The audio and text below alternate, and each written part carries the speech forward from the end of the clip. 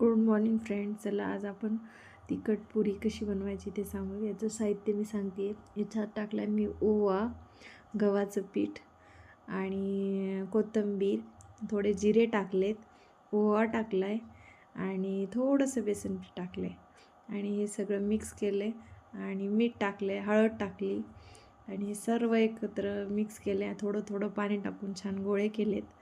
हे बघा अशा पद्धतीने पीठ मळले आणि शेवटीला थोडंसं तेल टाकून मी थोडं मिक्स केलं आहे आणि हे सगळ्यांचे जसे पाहिजे तुम्हाला पुऱ्या छोट्या छोट्या छोट्या छोट्या गोळे केलेत आणि ते पुऱ्या लाटल्यात. आणि हे बघा अशा पद्धतीने मी केल्यात. माझ्याकडं मोबाईल स्टँड नसल्यामुळं मी एका हातामध्ये मोबाईल पकडला आहे आणि एका हातामध्ये पुरी लाटते, त्यामुळे याचा आकार व्यवस्थित येत नाही. तुम्ही आकार छान द्या आणि याच्यानं थोड्या जाड पुरी करा, तर छान फुलतात आणि क्रिस्पी पण होतात. आणि जर तुम्ही कुठं ट्रॅव्हलिंगसाठी या कुठं गावाला घेऊन चालला असाल तर पातळ पुरी करा, खूप कडक होती आणि छान क्रिस्पी लागते. आणि त्याच्यात काळे तीळ जरूर टाका, पांढरे असेल तरी चालेल पण काळे पण टाका, खूप सुंदर आणि टेस्टी लागतात.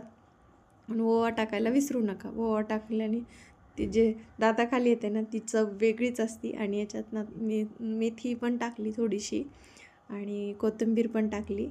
ते दोन्ही छान असे बारीक चिरून टाकलेत. माझी मुलं मेथी खात नाहीत जास्त त्यामुळं.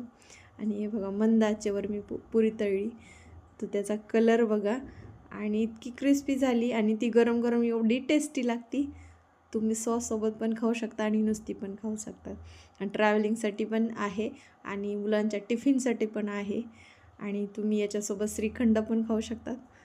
तर हे बघा अशा पद्धतीने मी पुरी केली.